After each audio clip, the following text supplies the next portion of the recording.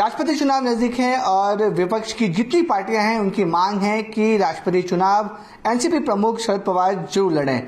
लेकिन इस मुद्दे पे अब बीजेपी नेता दिलीप घोष का कहना है कि शरद पवार के रिलेशन जो हैं वो आतंकवादियों के साथ थे और उनके संपर्क में शरद पवार रहे थे।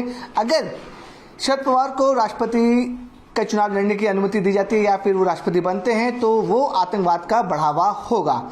इस पर एनसीपी का क्या रिएक्शन है, एनसीपी के नेता क्या बोलते हैं, बातचीत करने के लिए हमारे साथ एनसीपी के चीफ स्पोक पर्सन महेश सपासी जी हैं, उनसे बात करते हैं। सर, जिस तरीके से बीजेपी के नेता दिलीप घोष ने ये बयान दिया है उस पर एनसीपी की तरफ से क्या वर्जन है?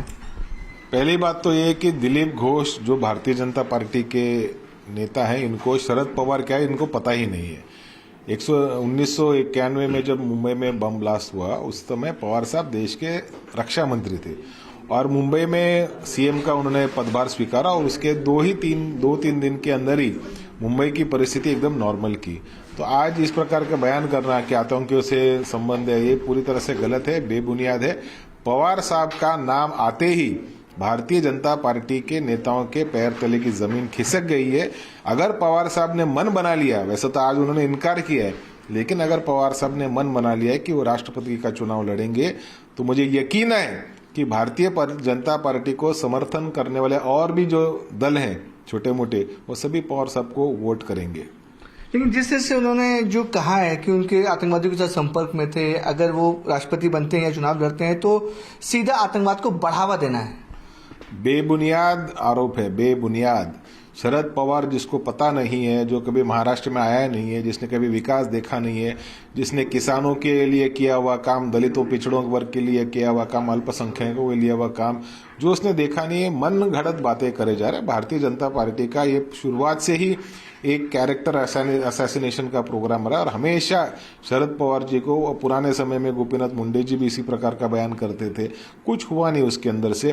कुछ लोग बोले कि एक ट्रक भर के हम सबूत लेकर आएंगे पवार साहब के खिलाफ में, एक कागज का टुकड़ा भी नहीं ला पाए। और ठीक है, राजनीतिक बयान घोष जी ने दिया होगा, राजनीतिक बयान देते रहे, लेकिन देश की राजनीति या देश की कानून व्यवस्था सबूतों के आधार पर चलती है, बयानबाजी के आधार पर नहीं चलती।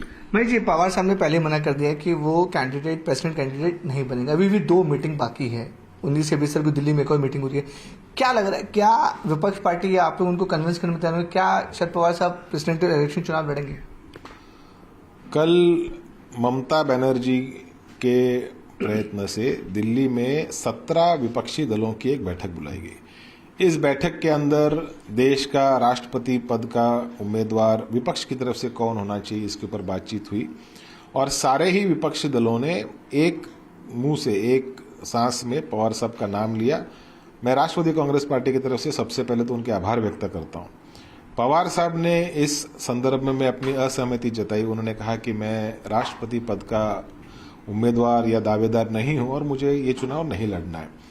फिर भी उन्होंने और एक सजेशन ऐसा रखा कि आने वाले 21 जून को और एक जो बैठक होने जाने वाली है, इसमें और 2 या 3 नामों का चर्चा विपक्ष के सारे दल करें और उसमें से जो भी अच्छा योग्य उम्मीदवार होगा उसको विपक्ष का एक चेहरा बनाकर राष्ट्रपति पद का उम्मीदवार बनाएं।